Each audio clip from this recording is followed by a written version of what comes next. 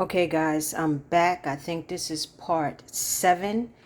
These collard greens have been cleaned and scrubbed and rinsed 4 times. And this is what they look like once you have thoroughly cleaned your greens.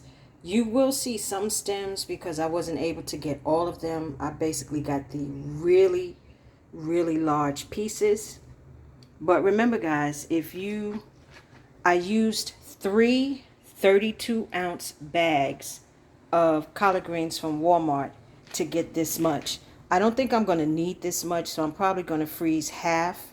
I don't know how much the restaurant is going to need, but once I'm done with the egg roll skins, then that's it. That's all they're going to get. So guys, once again, these are the collard greens, shredded collard greens, cleaned. They were rinsed and scrubbed 3 to 4 times in cool water, and this is what they look like. Okay, let's move on to the next step.